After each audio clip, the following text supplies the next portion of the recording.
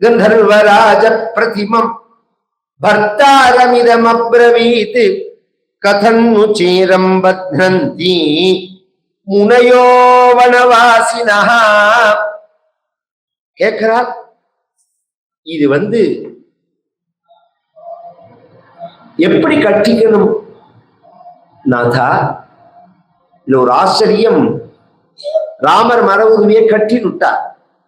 உடம்புல உள்ள ராஜ அலங்காரம் எல்லாத்தையும் கலைஞ்சுட்டு, இந்த மாதிரி கைக்கு தோல், இதுக்கு பேர் கங்கணம்னு பேர்.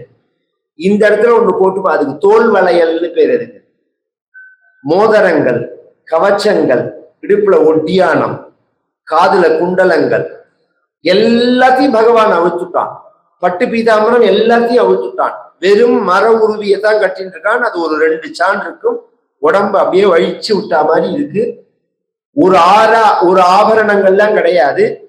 அந்த ராமரை பார்த்து சீதை கேட்டான்னு சொல்லல, கந்தர்வராஜ பிரதிபம்னா. அந்த ராமர் எப்படி இருந்தான்னா கந்தர்வராஜா மாதிரி இருந்தான். 2 நாள் முன்னாடி பட்டாபிஷேகத்துக்கு தேர்ல வரத்தே ராமன் சர்வாலங்காரனா வரும்போது, ராஜாவா வரும்போது எப்படி இருந்தான் அப்படின்னு சொல்லும் போது கந்தர்வராஜ பிரதிமம்னு சொன்னார். ட்ரெஸ் எல்லாம் பண்ணி, இந்த இடத்துல ஒரு அலங்காரத்துக்குள்ள எதுவுமே கிடையாது. ராமர் எப்படி இருக்காருன்னா கந்தர்வராஜன் தான். இப்ப என்ன சொல்ல வரார் வால்மீகி? இந்த இடத்துலதான் கம்பர் மையோ மரகதமோ மரிகடலோ மழை முகிலோ ஐயோ இவன் வடிவென்பதோர் அழியா அழகுடையான். இந்த வார்த்தைகள் பாருங்க. இன்னைக்கு புதுசா ஒருத்தர் அத கவிஞர்கள்லாம் பண்றா பாருங்க. யாரோ ஒருத்தருக்குதான் அபூர்வமா வருமே தவிர, பெரும்பாலும் வால்மீகி, காளிதாசன், வியாசர் இவா உபயோகப்படுத்தின வார்த்தைகள் தான் வரும். குமார சம்பவம் அப்படிங்கிற அந்த பதத்தை வால்மீகி தான் சொன்னது, காளிதாசன் பண்ணின அந்த நாடகத்துக்கு. அது மாதிரி கீவா ஜெகநாதர்னு ஒரு மகான், தமிழ்ல பெரிய வித்வான். கம்பராமாயண் அத தேவாரங்களை பத்தி எழுதும் போது திருமுறை மலர்கள்னு எழுதிட்டார். கம்பராமாயணத்தை பத்தி ஒரு புஸ்தகம் எழுதியிருக்கார் அவர், அழியா அழகுன்னு பேரு. அந்த ராமாயண அந்த புஸ்தகத்தோட பேரு அழியா அழகு அப்படின்னு. அந்த அழியா அழகுங்கிற வார்த்தையை எங்கேருந்து எடுத்தார்னா, ஐயோ இவன் வடிவென்பதோடு அழியா அழகுடையா, இந்த கம்பர் சொன்ன வார்த்தை. இப்ப ட்ரெஸ் இல்லாம இருக்கிறதே, அலங்காரம் இல்லாம இருக்கிறதே ராமர் அழகா இருக்காரு, சிம்பிளா இருக்கிறதேவும் அழகா இருக்காருன்னா இப்ப என்ன தெரிகிறதுனா, சில பேருக்கு ஆடையினால அழகு, சில பேரால ஆடைக்கு அழகு. கற்பகாம்பாள் இருக்கு பாருங்க. இன்னைக்கு திங்கட்கிழமை காலத்தால போய் பார்த்தோம்னா, பொதுவா சோமவாரத்துலதான் அலங்காரம் பண்ணணும். இந்த ஊர்ல என்ன பண்ணிட்டு இருக்கான்னு தெரியாது எனக்கு. மதுரை இங்கெல்லாம் வெள்ளிக்கிழமையா மாத்தி விட்டாங்க. வெள்ளிக்கிழமையை விட சோமவாரம் தான் ரொம்ப முக்கியம்.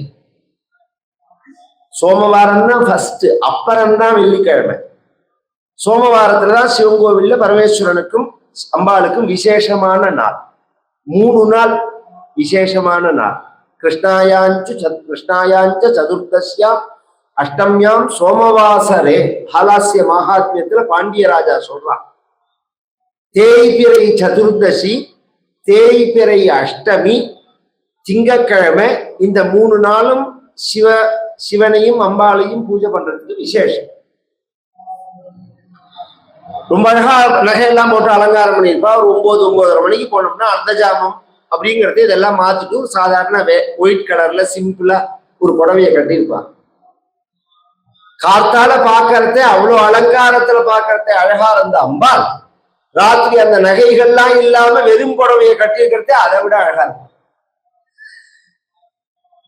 அப்ப ஆடையால அழகுங்கிறது சில நம்ம ஆத்துல நான் அந்த இப்ப ஒரு கிளம்புற சமயத்துல நம்மளையே சொல்லி ஸ்திரீயை சொல்ல வேண்டாம், மாமிகிட்ட கேட்போம் எந்த ட்ரெஸ்ஸை போட்டுக்கிறது அப்படின்னா, இந்த பச்சை சட்டையை போட்டுக்கிறதா நீல சட்டையை போட்டுக்காது, உங்களுக்கு நன்னா இல்ல, பச்சை சட்டையை போட்டு போப்பாதான் அழகா இருக்கு அப்படின்னு சொல்லுவா.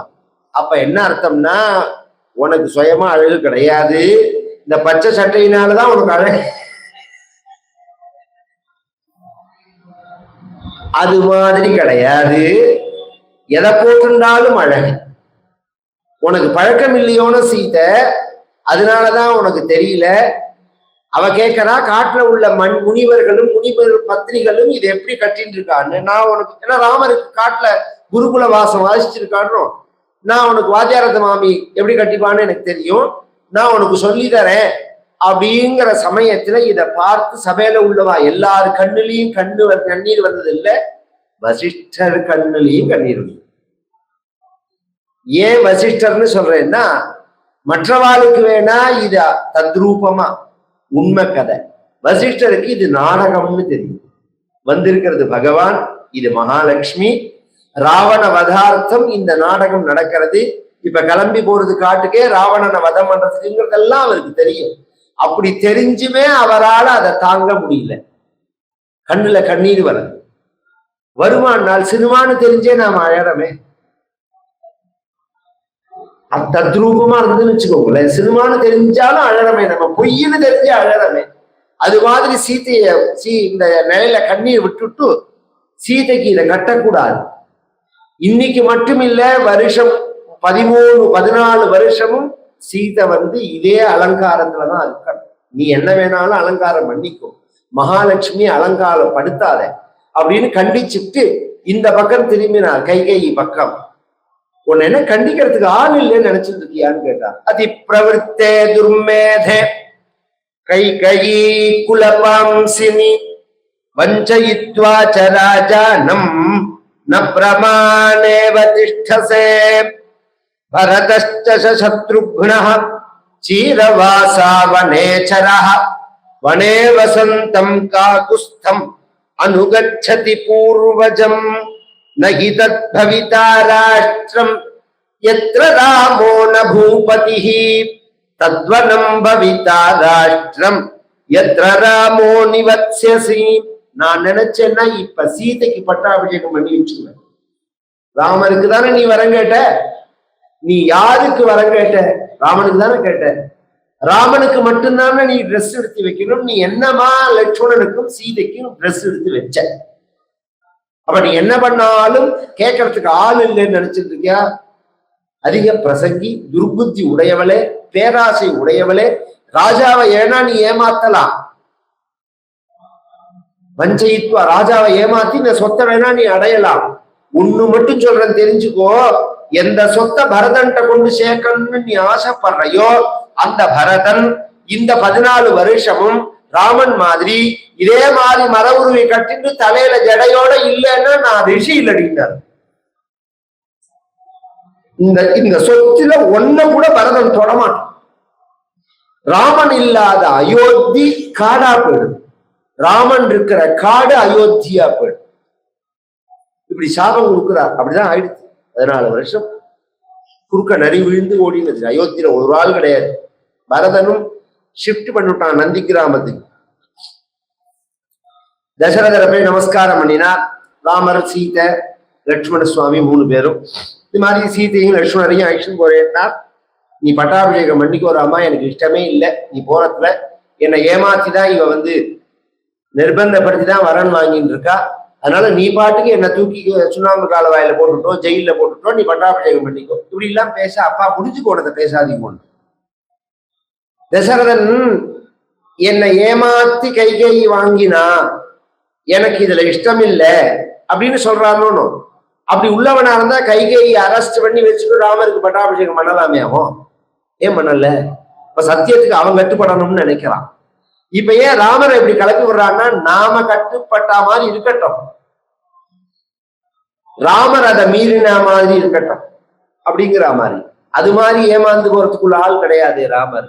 அதனால அப்பா சொன்ன வாக்கு சொன்னது சத்தியம், சத்தியம்தான், அதை மீற முடியாது. நான் கிளம்புறேன், எங்க அம்மாவை பார்த்துக்கோங்கன்னா. இயம் தார்மிக கௌசல்யா மம மாதா. அவ கௌசல்ய அழும்போது ரொம்ப கஷ்டங்களை சொல்லியிருக்கா, சில விஷயங்களை. அதெல்லாம் நேரடியா தசரதத்தை இப்படி எங்க அம்மாவெல்லாம் நடத்தினாலும் கேட்க முடியாது. ஏன்னா அது ஒரு கணவன் மனைவிக்குள்ள ஒரு பிரச்சனை. அதே சமயம் இனிமே அது மாதிரி நடத்தாம இருக்கிறதுக்கு தசரதருக்கு கொஞ்சம் சொல்லிட்டு போகணும். எங்க அம்மா மாதிரி உலகத்துல ஒரு பதிவிரத உத்தமி கிடையாதுங்கிறதுக்கு நான் வெளியில இருந்து சர்டிபிகேட் வாங்கிட்டு வர வேண்டாம் அப்பா. இத்தனைக்கு அப்புறமும் உங்க பின்னாடி நின்று விசிறாளே அப்பா பாருங்க. இத்தனைக்கு அப்புறமும் உங்க பின்னாடி நின்று உங்களுக்கு விசிறின்னு இருக்கா. வயசான காலம். எக்காரணம் கொண்டும் கணவனை மனைவியோ மனைவிய கணவனோ விட்டு கொடுத்துடக்கூடாது, கை விட்டுடக்கூடாது. குழந்தைகள் அவாவா பாக்கியம், அது அது இருக்கோ இல்லையோ எல்லாமே அவன் குடும்பத்தை பார்த்துட்டு தான் அடுத்த நம்ம கிட்ட வருவான். இதுதான் உலக யதார்த்தம்ங்கிறது. ஆனா கணவன் மனைவிக்குள்ள உள்ளது அப்படி இருக்கக்கூடாது. கணவன் இருக்கிற பிறந்தம் எக்காரணம் கொண்டும் மனைவியை விட்டு கொடுக்க கூடாது, மனைவி கணவனை விட்டு கொடுக்க கூடாது. எங்க அம்மாவை பார்த்துக்கோங்க இப்படி எல்லாம் சொல்லிட்டு கௌசல்யாட்டு போய் நமஸ்காரம் பண்ணினா, அப்ப கௌசல்யாட்ட சொன்னால், என்ன அனுச்சதுக்கு அப்புறம் நீ அப்பாவை கோச்சு விடுறாத, வயசான காலம், உன்னை விட்டா வேற கதி கிடையாது, அதனால அனுகூலமா இரு அம்மா அப்படின்னுட்டா.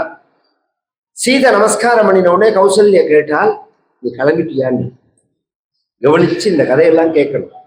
காட்டுக்கு போறேன், சீதையை அழிச்சுன்னு போறேன் அப்படின்னு ராமர் தான் இங்க சொல்றாரே தவிர, சீதை நான் போட்டமான்னு தசரதையோ கௌசல்யத்தையோ கேட்கல. நாம குடும்பம் நடக்கிறத அதை தெரிஞ்சுக்கணும். நீ போய் அப்பாட்ட கேட்டுனதுனாலதான் குடும்பமே குடிச்சவரா போனது. நாம தான் அதுக்கு பொறுப்பு, கணவன் தான் அதுக்கு பொறுப்பு.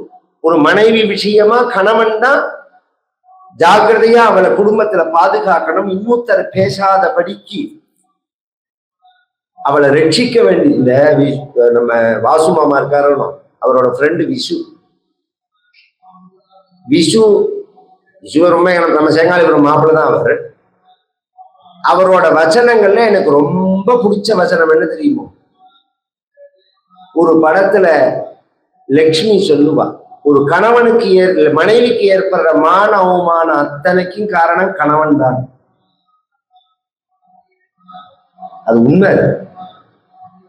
அசடான மனைவியா இருந்தாலும் சம்ரட்சிக்கணும், விட்டு கொடுத்துடவே கூடாது. எக்காரணம் ஒண்ணு விட்டு கொடு.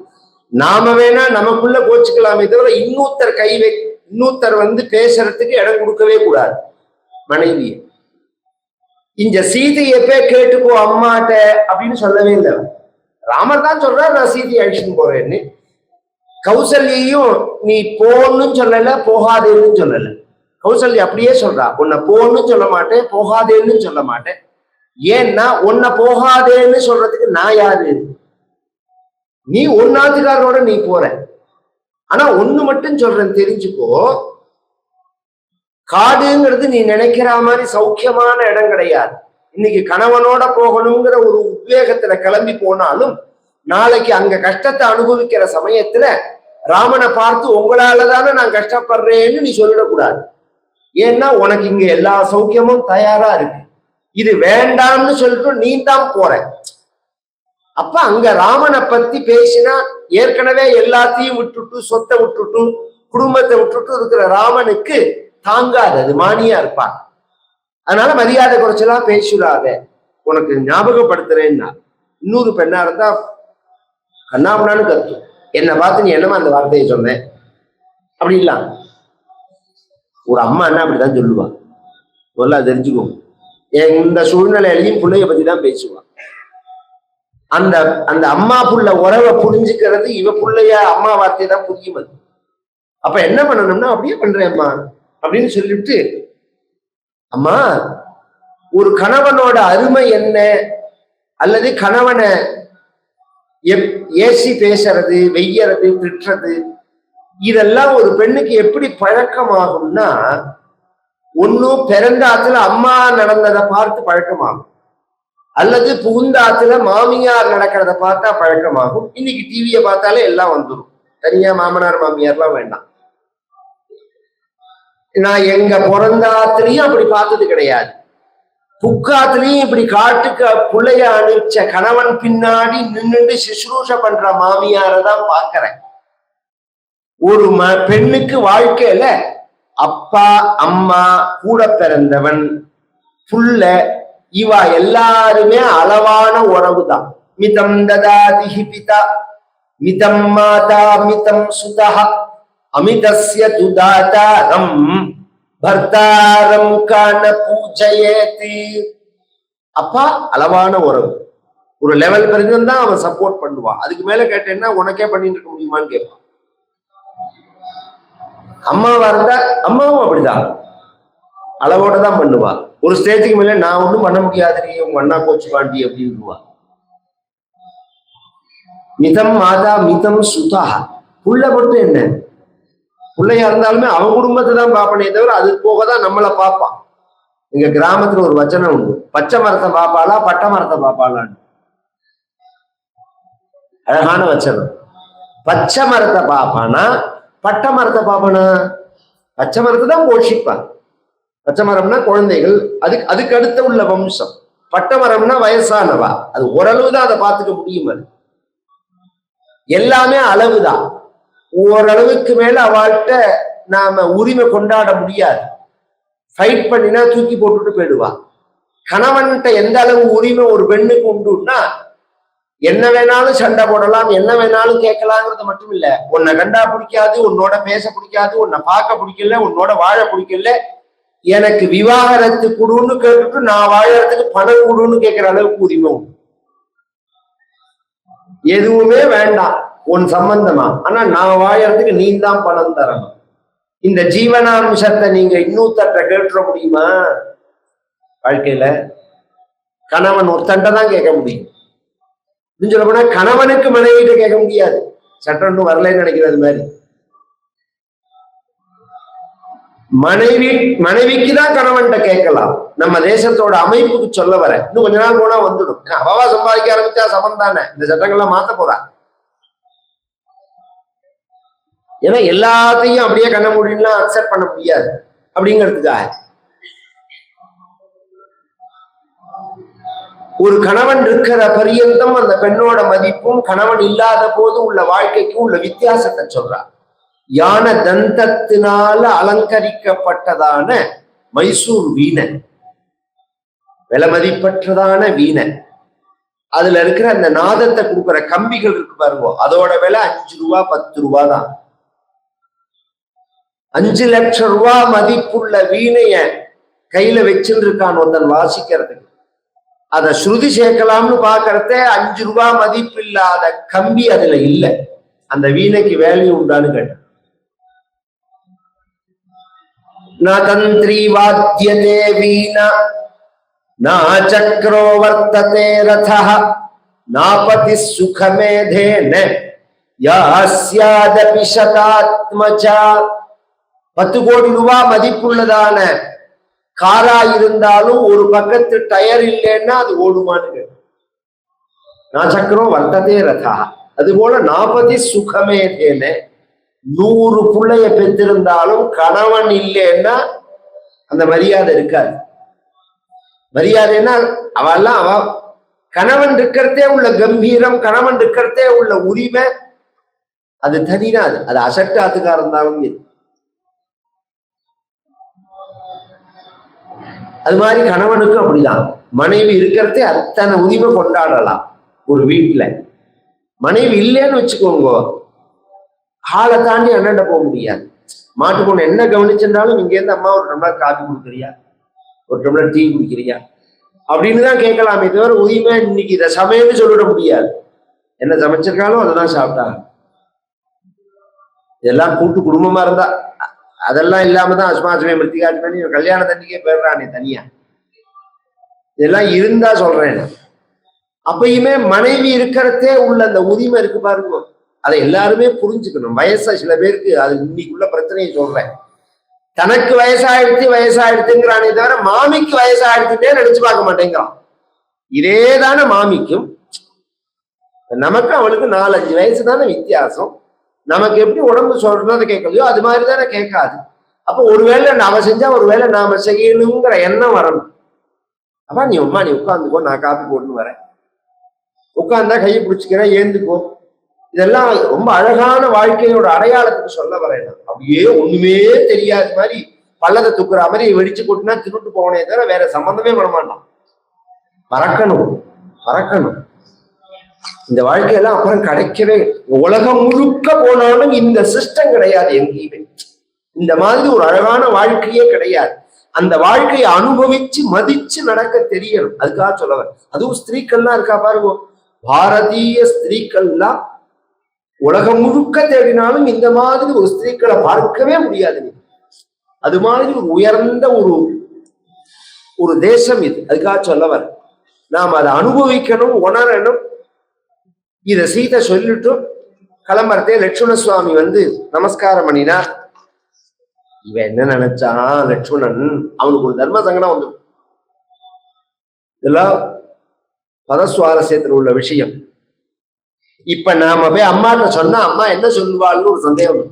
போன்னு சொல்லுவாளா, போகாதேன்னு சொல்லுவாளா? போன்னு சொல்லிட்டா பிரச்சனை இல்லை, போகாதேன்னு சொன்னா ராமர் ஐஷ்ணு போக மாட்டார். சரி, அம்மாட்ட சொல்லிக்காம இந்த கலவையில கிளம்பி போயிடுவோம்னா காட்டுக்கு போன உடனே ராமர் கேட்பார், லட்சுமணா உங்க அம்மாட்ட சொல்லிண்டியா நீ அப்படின்னு கேட்பார். அந்த குடும்பத்துல பொய் சொல்ற பழக்கம் கிடையாது.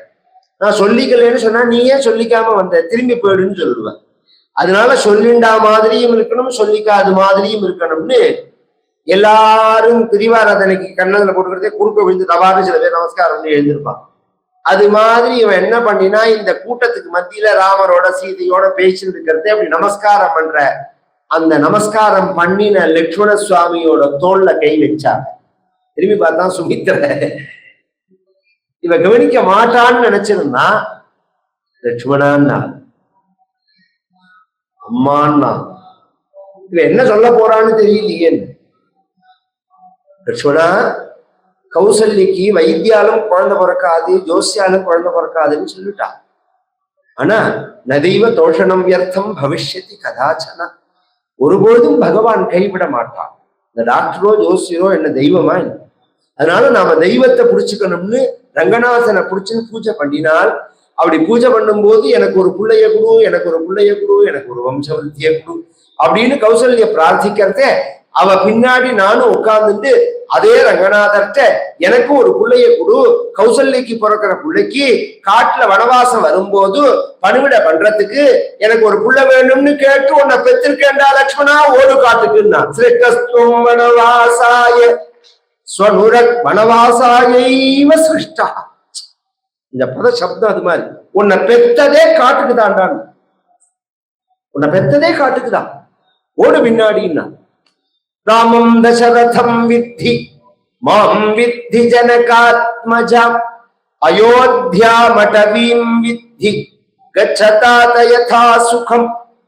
ராமரை தசரதரா பார்க்கணும், அப்பாவா பார்க்கணும், அண்ணாவா பார்க்கணும், தம்பி என்னும் படி. கம்ப ரொம்ப அழகா ரொம்ப சுவாரஸ்யமா, எனக்கு எல்லாம் சொல்றதுக்கெல்லாம் டைம் இல்லை, இந்த ராமாயணம் சொல்றதுக்கு எனக்கு டைம் இல்லை. இன்னும் பகர்வாய் மகனே இவன் பின்செல் தம்பி என்னும் படியின்றி அடியாரினும் ஏவல் செய்து அப்படின்னு ஒரு விஷயம் சொல்றாரு. அவன் நீ தம்பின்னு நினைச்சுன்னு போகாதே அப்படிங்கிறாரு. ஏன்னா அண்ணா தம்பிங்கிற உறவு வந்தாலே மனசுல என்ன தோணும்னா பங்கு போட்டுக்கணும்னு தான் தோணும். இந்த வேலையை நான் செஞ்சுட்டேன், இதை நீ செய். ஆத்துலயே இந்த குழந்தைகள் பிள்ளையாவே பெற்ற அம்மாவை பார்த்த எல்லாம் தெரியும். ஒரு கட்டத்துல தம்பி கத்துவான், என்னையா சொல்லிட்டு இருக்கே, அவனை ஒரு வேலையும் சொல்ல மாட்டேங்கிறிய அப்படின்பா. இதுல இருந்து ஆரம்பிச்சு கடைசியில சொத்து பரியந்தம் பங்கு போட்டுக்கிறதுலதான் புத்தி போகுமே தவிர ஏத்து செய்யணும்னு தோணாது. அது மாதிரி இங்க நீ தம்பிங்கிற எண்ணத்துல போனா ஒருவேளை ராமர், நீ பழம் கொண்டு வந்தா ஒருவேளை ராமர் கொண்டு வரட்டும், நான் ஒரு வேலை செஞ்சேன் அவர் ஒரு வேலை செய்யட்டோம்னு தோணும். அதனால அந்த எண்ணத்தை விட்டுடும். அடியாரினும் ஏவல் செய்து, அதை இங்க வால்மீகி ராமாயணத்துல வேற விதமா சொல்றார். அப்பாவா நினைச்சு போனான். மாம் வித்தி ஜனகாத்மஜா, சீதையை அம்மாவா நினைக்கணும். அயோத்தியா மடவீம் வித்தி, காட்ட அயோத்தியா நினைக்கணும். இப்படி ஒரு அர்த்தம். லட்சுமணா, ஒரு ஒரு பெரிய சூப்பர் சான்ஸ்டா வாழ்க்கையில உனக்கு. இந்த 14 வருஷம் ஏகபோகமாய் நீனும் நானுமாய் மணிவாச்சகர் சொன்ன மாதிரி உனக்கு சிசுரூஷ பாக்கியம் கிடைச்சிருக்கு.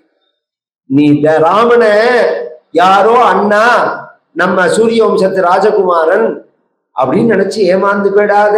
தசரதம்னா, தசைன்னா பறவை, ரதம்னா தேர். பறவைய தேராக உடையவன் கருட வாகனன் பகவான். பகவான்டா ராமர். மாமித்தி ஜனகாத்மஜாம். மா அப்படிங்கிற சம்ஸ்கிருத பதத்துக்கு மகாலட்சுமின்னு அர்த்தம். சமஸ்கிருத சப்தத்தெல்லாம் குழந்தைகளுக்கு சொல்லி கொடுக்கணும். ராம ராமு ராமா, ராமம் ராமு ராமான், இதெல்லாம் சின்னதா விளையாட்டா சொல்றதே. இது வர்பு மாதிரி இருக்கும், அதுல விசேஷமும் இருக்கும். அது மாதிரி மாமே மாஹா, மாமே மாஹா அப்படின்னு வரும். மான்னா மகாலட்சுமி. அதனாலதான் நார்த் இந்தியாவெல்லாம் மான்னு சொல்லுவா.